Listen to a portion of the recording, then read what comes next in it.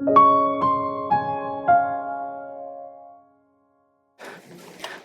palmera datilera de Judea.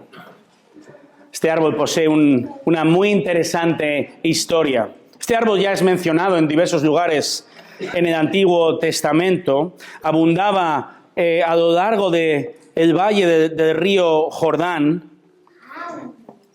Pero tras los siglos, la palmera datilera se extinguió.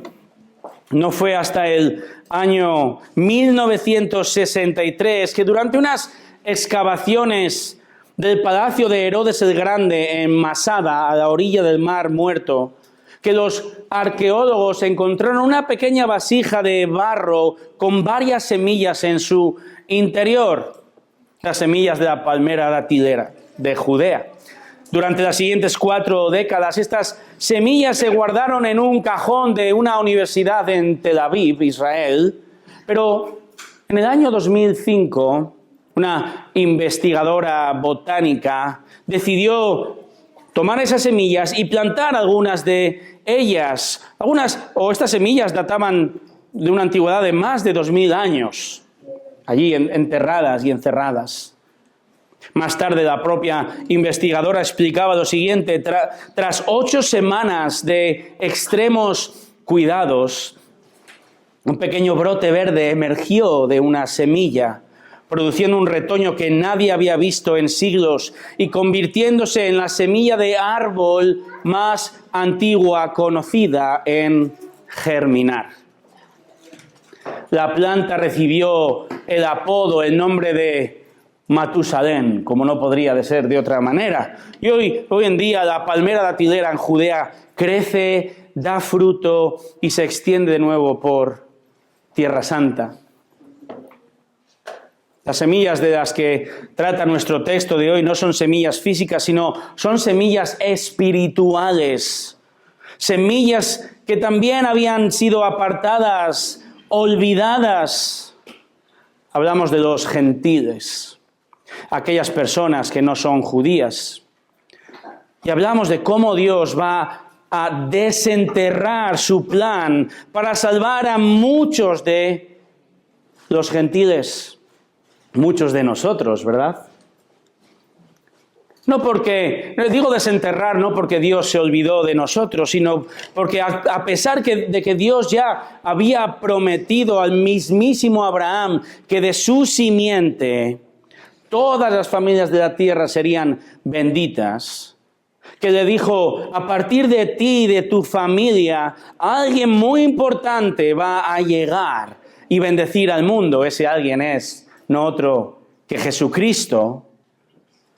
Pero a pesar de esa promesa, la nación de Israel olvidó, apartó y despreció a los gentiles, pero Dios no lo hizo.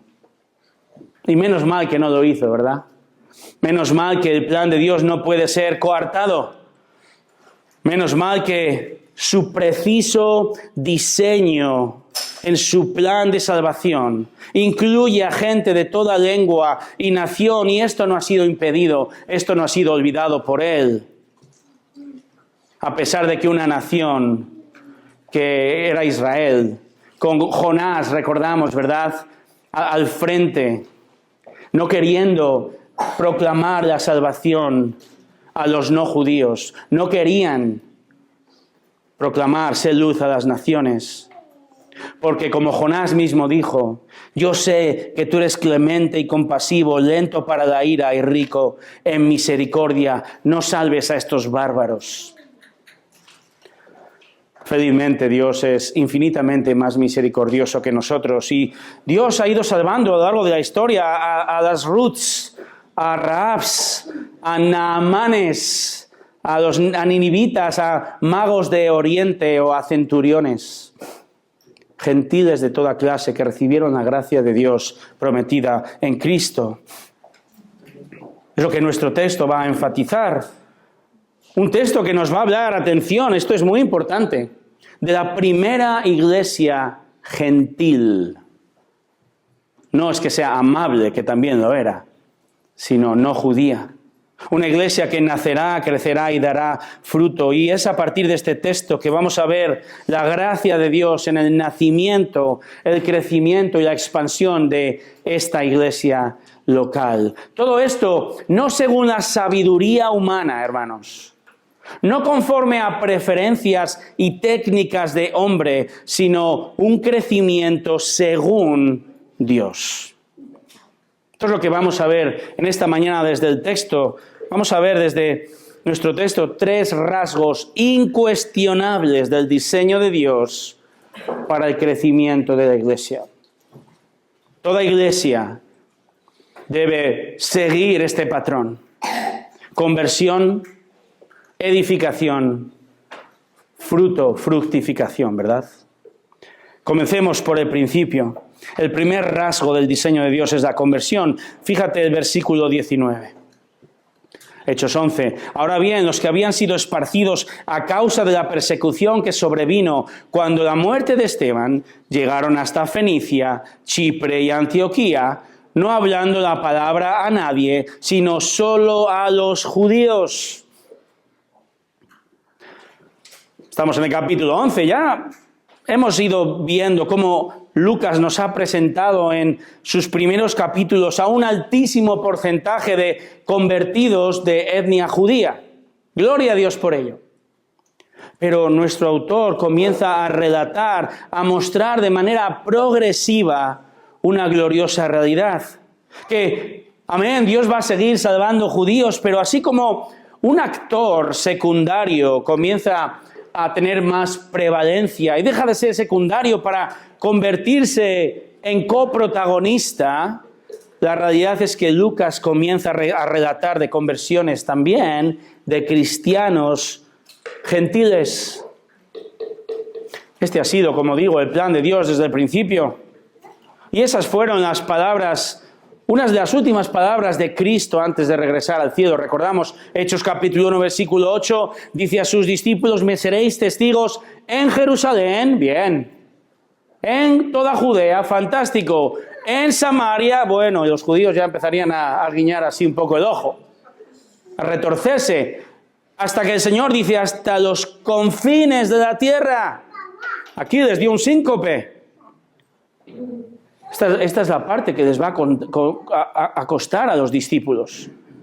Hasta el punto en que Dios tiene que dar una visión a Pedro, como vimos en el capítulo 10. Pedro, el cabeza de lanza, para que él comprenda y refresque la memoria del resto de los apóstoles de que aquella vieja historia de que Dios tiene muchas semillas que son gentiles y olvidadas por ellos, o como Jesús había dicho, tengo ovejas de otro redil, esas semillas están listas para dar fruto. Lucas narra no una conversión, sino el mismísimo nacimiento de la primera iglesia gentil, y lo hace recordando cómo en medio de una tragedia Dios saca agua en el desierto. Ahora, ¿cuál es la tragedia? El texto nos habla del asesinato, de la muerte de Esteban por los judíos a causa de la fe en Cristo. Fue una tragedia, pero Dios la tornó en bien, porque recordemos, el Señor Jesús ha dicho a sus discípulos que ni el mismísimo infierno va a frenar el crecimiento, la expansión, el avance de la iglesia. Cristo ya había salvado a muchos samaritanos, también odiados por los judíos. Lo había hecho gracias a estos cristianos que habían huido de esta misma persecución. Pero estos creyentes huyeron físicamente, sí, pero ¿sabes qué? No huyeron espiritualmente. No huyeron para esconderse, sino que allí donde iban anunciaban a Cristo. Y la historia aquí se repite. Estos judíos perseguidos literalmente andan anunciando a Cristo. Allí a donde ellos van, perdón. Tengo incluso un mapa. Allí donde están extendiéndose de Jerusalén, donde ocurre la persecución, se van extendiendo hacia el norte. Ahí tenemos a la ciudad de Antioquía, Fenicia, Chipre, Antioquía. Ahora bien, estos evangelistas probablemente no se habían enterado de lo que había ocurrido con Pedro, del mensaje que Cristo había dado a Pedro. Básicamente, el Señor le dice, mi iglesia crecerá con judíos, sí, pero también con gentiles. Por eso dice que mientras se extendían, hablaban la palabra. Esto es, anunciaban a Cristo, solo a los judíos primero. Así es como en los años de la segregación racial en Estados Unidos había restaurantes solo para blancos, ¿verdad? Pero no vayamos tan lejos, porque en muchas ciudades de nuestro país y muchos pueblos, los cementerios estaban reservados para los católicos romanos. Si querías ser enterrado como protestante, ahí hay otro lugar, este prado detrás de aquel muro. Para los judíos cristianos, muchos de ellos, el evangelio aún era algo reservado solo para los judíos. Pero ese nunca fue el diseño de Dios. Dios amó al mundo. Cristo murió por gente de toda lengua y nación. Lo que ocurre es que los creyentes judíos tenían que entenderlo y aplicarlo. Pero todo cambia gracias a la soberana providencia de Dios por medio de una persecución. Y ahora fíjate el verso 20. Pero había algunos de ellos, hombres de Chipre y de Cirene, los cuales al llegar a Antioquía hablaban también a los griegos, predicando al Señor Jesús. Los judíos de la isla de Chipre y también de Cirene, en el sur de Grecia, norte de África, hablaban griego, lengua común en el Mediterráneo. Y así de forma natural, cuando llegan a Antioquía, anuncian a Cristo a los griegos, a los gentiles. No se habían equivocado. Probablemente ya habrían oído de lo que había ocurrido con Pedro y la salvación del centurión Cornelio y su familia. Así que, ¿qué hacen estas personas, estos creyentes? Hacen lo que todos somos llamados a hacer. A anunciar a Cristo a todos. Porque este es el diseño de Dios. Además, hay que decir, no solo evangelizaron a los gentiles, sino que lo hicieron a los antioqueños. En Antioquía nada menos. ¿Sabes cómo se conoce la ciudad de Las Vegas? El sobrenombre. ¿Lo has oído alguna vez? Sin City, la ciudad del pecado. Triste título. Y mucho más triste cuando es usado para vender y atraer a muchos. Pues bien, Antioquía también era la ciudad del pecado de ese tiempo. La tercera ciudad más grande del Imperio Romano, solo después de Roma y Alejandría. Más de 500,000 de personas viven allí. Y se había ganado a pulso esa mala reputación. Las aguas del río Orontes desembocan en el río Tíber, dijo el poeta romano Juvenal, expresando de cómo la inmoralidad de Antioquía afectaba incluso a la capital de Roma. Antioquía era una ciudad dedicada a la adoración pagana, a la inmoralidad sexual. A 5 kilómetros de la ciudad había un importante centro de culto para la diosa griega Dafne con su consorte Apolo. Allí la prostitución sagrada jugaba un importante papel. Así que a los ojos de los judíos, Antioquía estaba lleno de gentiles, pero además de Antioquía, inmorales. Era un lugar terriblemente oscuro, un lugar a evitar. Pero hermanos, la igle plantación y el igle crecimiento, según Dios, no entiende de barreras de ninguna clase, ni étnicas, ni éticas, ni morales. Verso 21. Y la mano del Señor estaba con ellos, y gran número que creyó se convirtió al Señor. Hermanos, para que la iglesia crezca, para que la iglesia se expanda, Dios ha diseñado que es la propia iglesia los que somos encargados de anunciar el mensaje de salvación. Amén. Amén. Ahora, nada ni nadie es salvo si la mano del Señor no está detrás. No hay ni una sola persona en el cielo ahora mismo sin la mano del Señor detrás. No hay ni una sola conversión hoy sin la mano del Señor, sin su voluntad, sin su obra, sin su inicio. Hermanos, Él nos llama a anunciarle. Y Él pone la mano soberana tras ese anuncio para otorgar la conversión al perdido. Es en la ciudad del pecado, increíblemente, del siglo I, donde Dios obró y muchos, dice el texto, fueron convertidos al escuchar el Evangelio de Jesucristo. Hasta donde yo sé, Santiago de Compostela no se conoce como la ciudad del pecado en España. No lo sé, los santiagueses que me corrijan. Se conoce como Compostela, se conoce como la capital espiritual de Galicia, la Jerusalén de Occidente se llamaba en el medievo, la ciudad de las campanas o la ciudad de los picheleiros. Esto lo acabo de descubrir esta semana. Pero Santiago sí que es una ciudad de grandes contrastes. Al menos esa fue mi impresión cuando, como familia, comenzamos a pensar en mudarnos aquí para plantar la iglesia. Por un lado, existe una larga tradición católico-romana con su camino de Santiago, sus tradiciones, su conservadurismo. Pero por el otro, hermanos, no hay más que ver de qué colores son o está pintada la señal de entrada a la ciudad, ¿verdad? Santiago y alrededores es un área moralmente depravada y liberal. Y uno puede pensar, bastión de la Iglesia Católica Romana por siglos y ahora capital del secularismo, del liberalismo. Y somos tentados o podemos ser tentados a andar de perfil.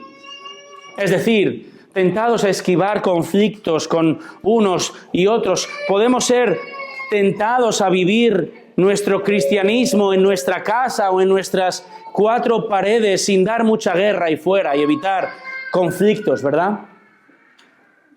No queremos llorar por las esquinas.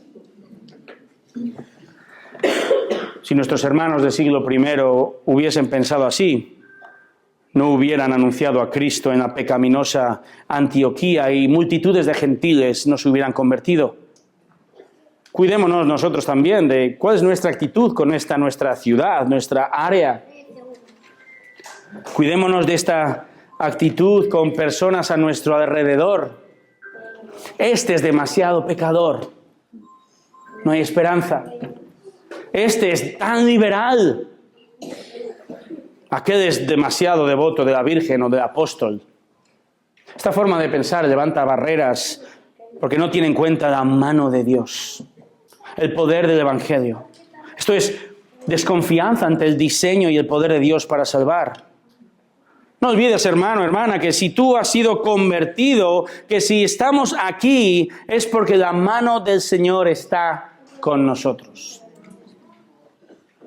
Hermanos, no puedo decirte, no sabemos si Dios va a salvar a muchos o a pocos, pero a que sí sabemos qué debemos hacer.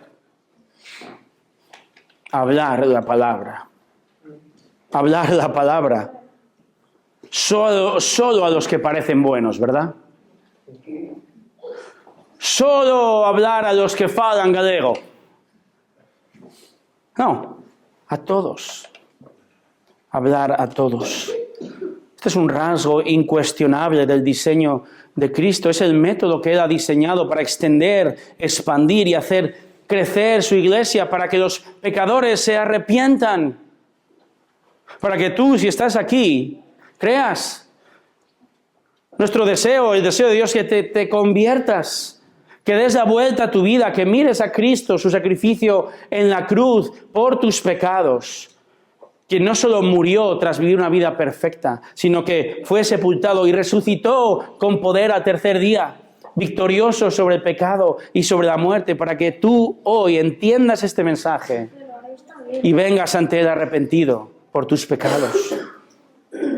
El llamado es para todos, sin importar del color, sin importar el acento. Dios ha diseñado usarnos, hermanos, para que semillas olvidadas, imposibles de germinar, germinen y se conviertan a Cristo. Hermanos, la iglesia no es la iglesia si no hay convertidos. Ese es un rasgo incuestionable del diseño de Dios. El segundo rasgo lo encontramos en los versículos 22 al 26, la edificación, conversión. Somos llamados a evangelizar confiando que el Señor salve, convierta a muchos. Número 2, edificación. ¿Recuerdas las palabras de Mateo 28, 19? Jesús no les dijo a sus discípulos, id y haced convertidos, sino id y haced discípulos. Y un discípulo, por definición, es una persona que pasa tiempo con un maestro, ¿verdad? Por eso un esfuerzo evangelístico que ignora este segundo aspecto, que es la edificación, que es la enseñanza, es un esfuerzo insuficiente. Insuficiente. El nuevo creyente necesita, por supuesto, la conversión, pero necesita crecer. Por cierto, el maduro también necesita crecer. Esto lo sabía la primera iglesia de la historia, Jerusalén.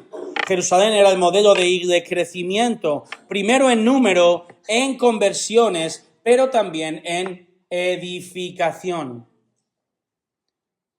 Hechos 2:42 narra cómo desde el principio la iglesia en Jerusalén, recordáis, se dedicaba continuamente a las enseñanzas de los apóstoles, de casa en casa, en el templo, en el pórtico de Salomón, por los caminos, en la persecución. Los apóstoles entendían que el crecimiento según Dios pasaba necesariamente por la enseñanza de las Escrituras y lo que Jesús dijo. Por eso, fíjate, versos 22 al 24. Y la noticia de esto llegó a oídos de la iglesia de Jerusalén y enviaron a Bernabé a Antioquía, el cual cuando vino y vio la gracia de Dios, se regocijó y animaba a todos para que con corazón firme permanecieran fieles al Señor. Porque era un hombre bueno y lleno del Espíritu Santo y de fe, y una gran multitud fue agregada al Señor. Jerusalén es la iglesia madre. No lo digo en el sentido católico romano con su Vaticano, donde lo que el Vaticano dice va a misa, literalmente. No, hermanos, cada iglesia cristiana es una iglesia autónoma. Pero ciertamente en el primer siglo, al comienzo de la iglesia, los apóstoles están en Jerusalén y ellos sienten que han de seguir sirviendo y tienen la responsabilidad de supervisar la expansión del Evangelio. Jerusalén había enviado a Pedro y a Juan a Samaria, ¿recordáis? Pedro había ido a Cesarea con la conversión de Cornelio. Ahora la iglesia, dice el texto, no envía a un apóstol, sino envía a Bernabé. Alguien dijo que Bernabé es el hombre con el corazón más grande de la iglesia. Este judío de Chipre hablaba griego. Lucas nos narró en el capítulo 4 que él había vendido un terreno, había dado el dinero a la iglesia de Jerusalén para ayudar a los necesitados. Fue Bernabé en el capítulo 9 quien presentó o dio la cara por Saulo ante los apóstoles. Bernabé era un hombre de confianza en Jerusalén, un hombre con madurez, probablemente un maestro de la palabra. Su propio nombre, Bernabé, significa hijo de consolación.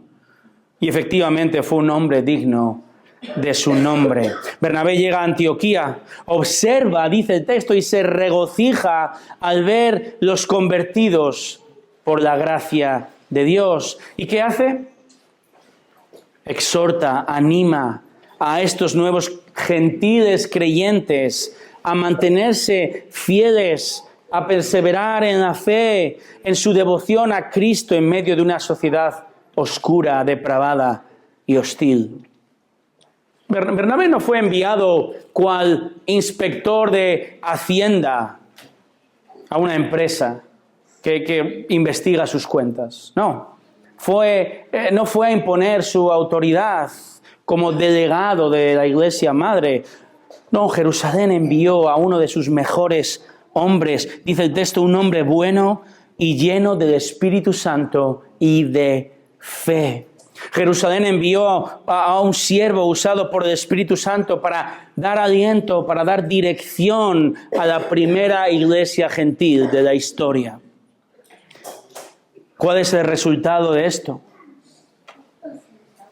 Dice el texto que la enseñanza de Bernabé a los nuevos creyentes resulta en más conversiones, en más crecimiento. Fíjate qué preciosa expresión, verso 24. Y una gran multitud fue agregada al Señor. Fue el Señor. La mano del Señor estaba allí. Fue el Señor quien agregó nuevos convertidos al cuerpo, a la iglesia de Cristo. La pregunta es, ¿cómo puede ocurrir tal crecimiento? ¿Cómo? ¿Acaso ha usado Bernabé luces, humo, estrategias de mercado? ¿Acaso los habrá atraído diluyendo el mensaje, no queriendo ofender, no siendo demasiado fundamentalista? No. Su énfasis, verso 23, radica en fidelidad al mensaje, al Señor, a sus enseñanzas. Él llama a los hermanos de Antioquía a tomar la cruz y seguir a Cristo. Queridos hermanos, la mano del Señor está en una iglesia cuando esa iglesia enseña la palabra de Dios con fidelidad. Cuando la meta es exaltar a Cristo por medio de edificar a los creyentes, cuando enseñamos este libro o no otro. Todo lo demás es una marca en la arena. ¿Has estado en la playa? No vivimos lejos. Espero que hayas ido a la playa. ¿Cuántas veces habrás escrito tu nombre en la playa, en la arena, para que llegue la marea y se desvanezca? Pero Bernabé sabe y confía que el verdadero crecimiento espiritual ocurre al enseñar el libro espiritual. Ahora, esta tarea implica un gran trabajo. Y si la primera iglesia no judía ha crecido con tanta rapidez como el texto nos dice, y entendemos que en ese momento Bernabé es el único capacitado para enseñar, ¿qué va a hacer Bernabé? Hará lo que toda persona madura debe hacer, pedir ayuda, ¿verdad? Y Bernabé no se la pidió a cualquiera. Fíjate el verso 25. Y Bernabé salió rumbo a Tarso para buscar a Saulo. La última vez que vimos a Saulo fue precisamente con Bernabé en Jerusalén. ¿Qué ha ocurrido con Saulo? Aquí aparece de nuevo. Saulo ha estado sirviendo quizá una década en su ciudad natal, Tarso. Y ha estado haciéndolo tan en la sombra que Bernabé tuvo que buscarlo y buscarlo bien. El verbo buscar, del verso 25, a veces se utilizaba para buscar a fugitivos y a criminales. Pero Saulo no era fugitivo ni criminal. Era el jugador estrella que había que fichar, costase lo que costase. A Bernabé le costó viajar 200 kilómetros de ida y de vuelta y buscar sin descanso. Y dice el verso 26, y cuando lo encontró, lo trajo a Antioquía. ¿Qué van a hacer? ¿Qué increíble programa van a diseñar? ¿Cuál es su estrategia? Verso 26. Y se reunieron con la iglesia por todo un año y enseñaban a las multitudes, y a los discípulos se les llamó cristianos por primera vez en Antioquía. Iglesia, ¿qué hicieron? ¿Cuál fue la prioridad de estos dos hombres? Enseñar, edificar a las multitudes, enseñar las Escrituras a estos nuevos convertidos, a esta nueva iglesia. Una iglesia, recordemos, de olvidados al principio, ¿verdad? Semillas olvidadas, desechadas, y ahora convertidos y miembros de la iglesia de Cristo, creciendo bajo la palabra. Es tan grande el crecimiento de la iglesia en Antioquía que la gente alrededor les pone un nombre, un mote realmente en ese momento. Una palabra un tanto peyorativa, casi un insulto. Cristianos. Los seguidorcitos de Cristo.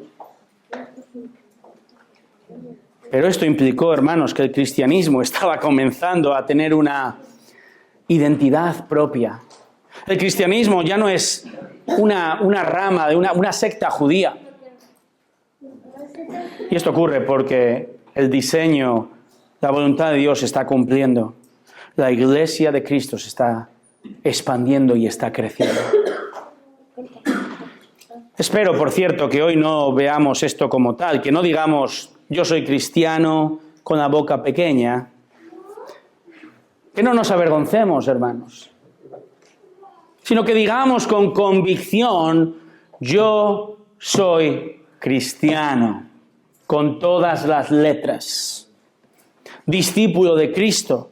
He sido convertido a seguidor de Cristo, soy edificado y soy enseñado a partir del libro, la palabra de Cristo. Hoy en día, ¿quién no conoce la marca de juguetes Lego? ¿Verdad? Lego es conocida en todo el mundo. Pocas familias no tienen un Lego.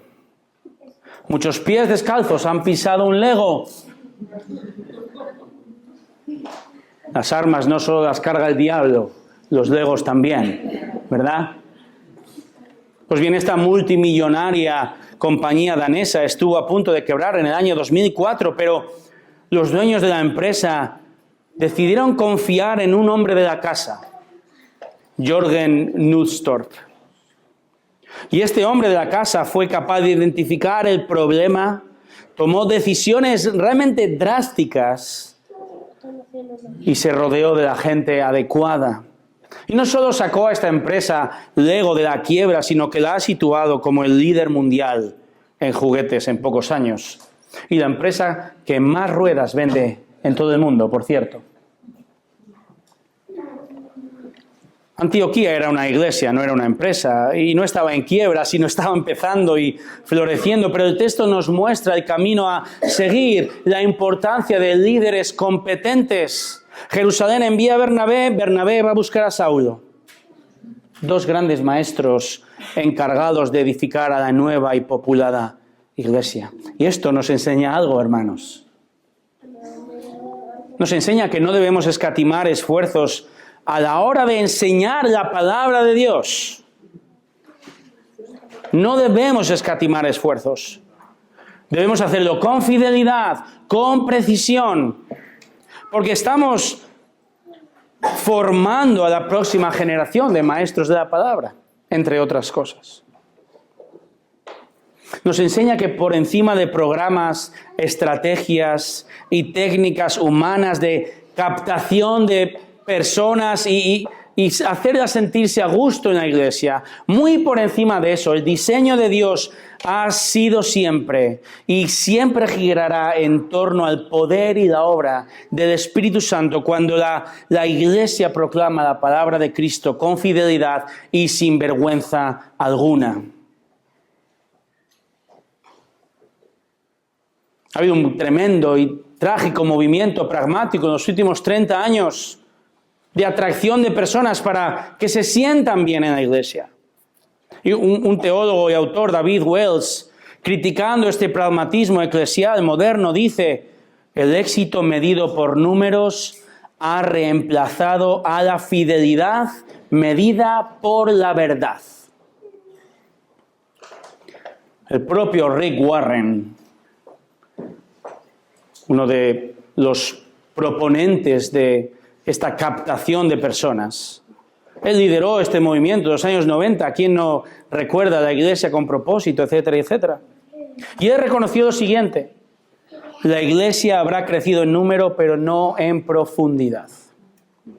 Hermanos, cuando los pastores y maestros son apartados, cuando los púlpitos son relegados al trastero y en su lugar se coloca a personas con mera elocuencia, con gran carisma, la iglesia podrá crecer en número, el local podrá crecer en número, pero no en conversiones reales ni en edificación real, no en sabiduría espiritual. De nuevo, no en verdaderas conversiones ni verdadero crecimiento, sino en asientos contentos y cómodos, porque se hacen y se dicen las cosas conforme al gusto del consumidor. Cristianismo a la carta. Hermanos, nuestra iglesia debe ser bíblica de nombre y de facto, de hecho, de práctica. Cada ministerio, cada reunión debe girar en torno a la palabra de Dios. Hermanos, es un llamado también a que cada miembro y no miembro tomemos conciencia de que no existe edificación sin estar expuestos a la palabra. Debes aprovechar las oportunidades que se te ofrecen para crecer. Oportunidades como predicaciones, estudios, discipulados, conversaciones, comunión centrada en Cristo, hospitalidad cristiana. Hermanos, el diseño de crecimiento de Dios comienza indudablemente con la conversión, pero una conversión sin edificación es una distorsión del modelo bíblico, una inanición, un hambre espiritual, muertos espirituales, creando cristianos anímicos e inmaduros e impidiendo que la iglesia dé fruto. Es el fruto, hermanos, la fructificación, el último de los tres rasgos incuestionables que nuestro Señor ha diseñado para el crecimiento de su iglesia y que tiene que ayudarnos a comprender cómo la iglesia se expande y crece. La iglesia se está expandiendo. Lo vemos, los antes olvidados gentiles están convirtiéndose en masa, creciendo, expuestos a la palabra de Dios por medio de Bernabé y Saulo, maestros competentes y fieles colocados por Dios que están edificando la congregación. Vivimos en una zona de huertas, es innegable, ¿verdad? ¿Qué ocurre cuando plantas una semilla de tomate? ¿Qué esperas de la semilla de tomate? Espero que nazca, ¿verdad? Germine, crezca y que dé fruto. Ese diseño divino, ese aspecto biológico en la naturaleza es el mismo en el crecimiento de la iglesia de forma espiritual. Conversión, edificación, fructificación. Es lo que vemos ahora en el texto. Verso 27. Por aquellos días unos profetas descendieron de Jerusalén a Antioquía y levantándose uno de ellos llamado Ágabo, daba a entender por el Espíritu que ciertamente habría una gran hambre en toda la tierra y esto ocurrió en el reinado de Claudio. Primero, hermanos, nos encontramos en los años 40 después de Cristo. 10 años, un poco más después de la resurrección y ascensión de nuestro Señor. El Nuevo Testamento aún no ha sido escrito, ni siquiera Santiago, que fue la primera epístola, probablemente no ha sido escrita todavía. ¿Cómo entonces revela Dios su voluntad? Bueno, por medio de las Escrituras, ¿verdad? Segunda de Timoteo, del Antiguo Testamento. Pero también el Espíritu Santo, dice la palabra, que dotó a algunos cristianos con el don de profecía. Estos hombres, los profetas en el Nuevo Testamento, predicaban el Evangelio. Y además se les otorgó la capacidad sobrenatural de recibir la voluntad revelada de Dios para compartirla con la iglesia, para edificación. Pablo dice en Efesios 4:11 que los apóstoles primero, los profetas segundo, pusieron el fundamento de la iglesia porque hablaron de parte de Dios. Así que Jerusalén ha identificado a varios y envía a uno llamado Ágabo, y Ágabo, verso 28, predice por el Espíritu, es decir, informado por el Espíritu, una gran hambruna durante, dice Lucas, el reinado del emperador Claudio. El emperador Claudio reinó entre los años 41 al 54. Y esta hambre severa y una tremenda inflación es recogida por varios historiadores de la época, Suetonio, Tácito, Josefo. Estos historiadores escriben de graves crisis alimentarias en el Mediterráneo, Siria, Judea, Grecia o Egipto, el granero del Mediterráneo.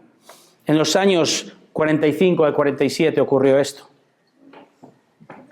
El propio emperador Claudio en Roma era perseguido, insultado y tenía que correr a su palacio y encerrarse allí debido a la dramática situación.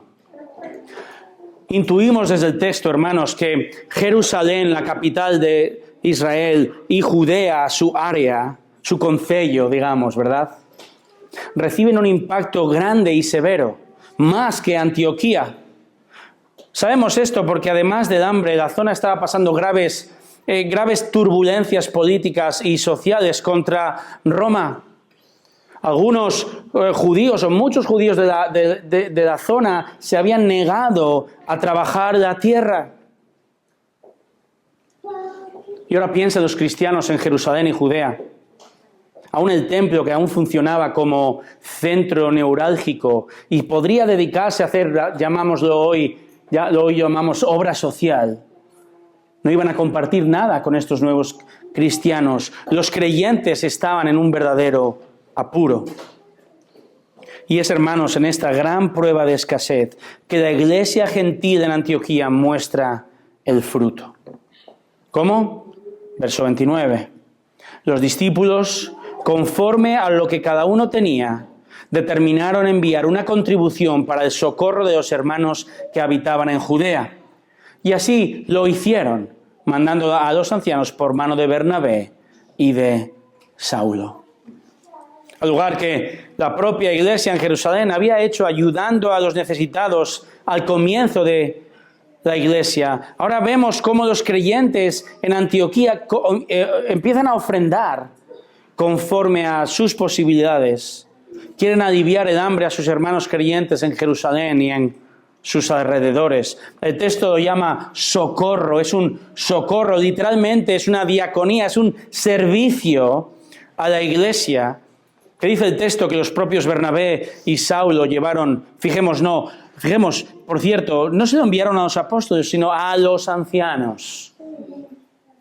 Ya estamos empezando a ver cómo Jerusalén posee una estructura única e irrepetible, ¿verdad? Con los apóstoles con A mayúscula. Pero estos apóstoles comienzan a delegar el pastorado y la supervisión económica y espiritual del rebaño hasta el patrón que tenemos hoy en día, ¿verdad?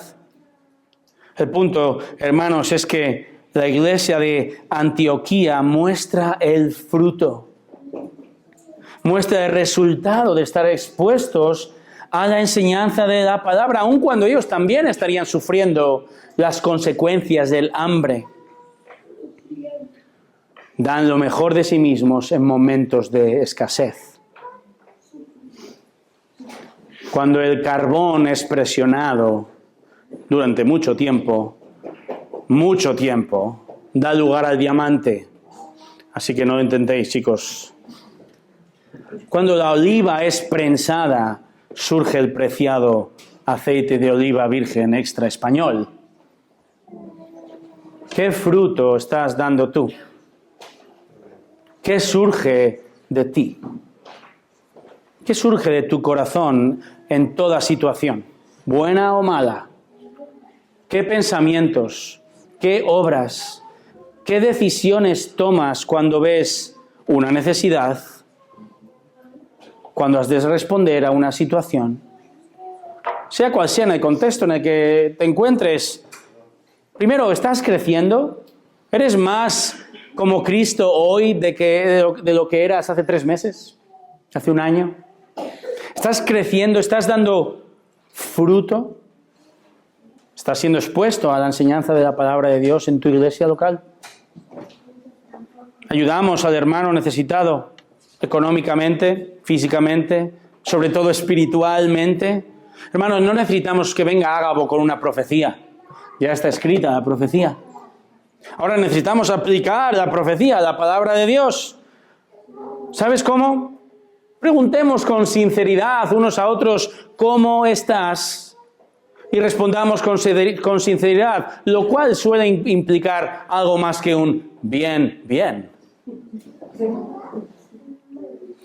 Hemos de proponernos ir al hermano con sinceridad y tomar la decisión de preguntar y quizá decir, ¿cómo puedo orar por ti?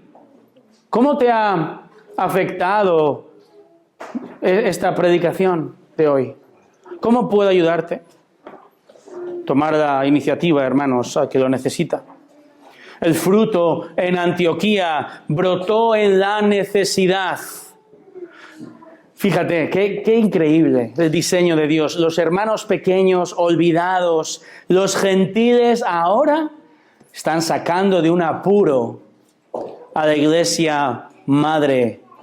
Qué hermosa es la iglesia de Cristo, ¿verdad? Esta es la guinda del pastel, al menos en este capítulo. Una congregación gentil, la primera congregación gentil, una semilla insignificante, rechazada, olvidada, despreciada, que por la gracia de Dios vive, germina, se convierte, crece y ahora está dando fruto. De hecho, hermanos, es la iglesia de Antioquía la que va a convertirse en líder mundial de las misiones, como veremos más adelante. Hermanos, qué increíble lo que una iglesia puede llegar a hacer cuando se somete al diseño de Dios, ¿verdad? ¿Qué modelo para nosotros como iglesia? Sigamos este diseño. Por eso la pregunta, o las tres preguntas que hemos de hacernos son las siguientes. ¿Tienes o tengo la firme convicción de que cuando la iglesia, es decir, de que cuando tú anuncias a Cristo, evangelizas, Dios en su voluntad puede traer conversiones? ¿Estás convencido de esto? ¿De que no hay salvación sin el evangelio? Y por cierto, hermanos, anunciamos a todos, no tengamos gentiles en nuestra vida. ¿Quiénes son los gentiles de nuestra vida hoy? Personas que olvidamos, relegamos al trastero de nuestra mente, que apartamos e incluso despreciamos. ¿Quiénes son nuestros samaritanos y gentiles particulares, hermanos? A alguien que me ha hecho mal, a ese no le voy a volver a decir nada.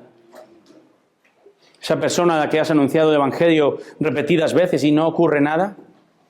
¿Quién es tu gentil? ¿Quién es ese olvidado, apartado en tu vida? Hermanos, Dios ha diseñado que anunciemos el mensaje de la cruz a los de Antioquía. Y esperemos en Él. Esperemos en Él. Cristo nos llama a anunciar a todos. Crezcamos en esa convicción. ¿Tienes esa convicción de que la conversión solo surge de la evangelización? ¿Tienes la convicción también de que cuando se enseña su palabra por medio de pastores y maestros fieles, es cuando ocurre la edificación de la iglesia, el crecimiento, la santificación? Hermanos, que no hay otra manera de crecer en semejanza a Cristo si no es abriendo este libro. ¿Estás convencido de esto? ¿Estás convencido también de que cuando identificas una necesidad, sea física, sea espiritual, y sirves, estás dando fruto, aplicando la palabra de Dios, haciendo buenas obras? Hermano, este es el crecimiento según Dios. El Dios Trino aparece por nombre 7 veces en nuestro texto. Dios está detrás de este crecimiento, no la estrategia humana. Nos esforzamos, ¿verdad? Amén. Yo tengo que evangelizar, yo tengo que enseñar o recibir la enseñanza, yo tengo que dar fruto, pero Dios es el que obra. Conversión, edificación, fructificación. Este ha sido su diseño desde el comienzo. Este es el patrón bíblico, hermanos. No busquemos en otro lugar otra estrategia, otra manera para vender mejor. No, perseguimos este diseño. Seguimos creciendo, seguimos avanzando. No nos resignamos, renunciamos a la apatía y a estrategias humanas. Y hermanos, actuamos cada día conforme a su voluntad, confiando que la mano de Dios está tras una iglesia fiel. Oremos.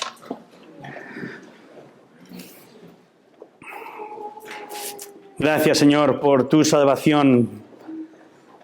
Nosotros, gentiles, apartados de los pactos, de las bendiciones del Antiguo Testamento, pero nunca olvidados por ti, olvidados por los judíos, seguro, rechazados. Pero, Señor, gracias por intervenir, gracias por mostrar la luz de tu salvación y ahora poder ser pueblo, un solo pueblo de toda lengua y nación. Señor, esto lo vemos y gracias al esfuerzo de hombres y mujeres que aún sufriendo la persecución tuvieron la valentía de hablar a todos, judíos y gentiles, aún en medio de una ciudad perdida y oscura. Señor, nosotros vivimos en esa ciudad, vivimos en ese barrio, está perdido, está oscurecido por el pecado.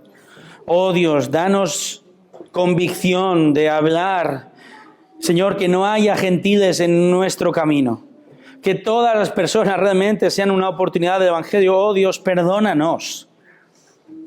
Perdóname, Señor.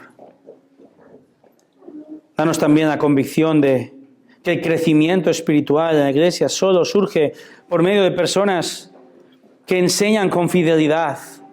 Señor, ayúdanos a crecer, a estar expuestos, a escuchar con atención. Y ayúdanos, Dios, a dar fruto. Queremos aplicar. No queremos ser teólogos que son pasivos. Queremos conocer tu palabra y ponerla en acción. Dar fruto. Señor, gracias por este diseño. Este fue el diseño de la iglesia judía y el diseño de la iglesia gentil. Este es el diseño para toda la iglesia a lo largo de la historia. Conversión por ti. Edificación por la enseñanza de tu palabra. Fruto gracias a la obra de tu Espíritu Santo. Te pedimos ayuda, Señor. En el nombre de Jesús. Amén.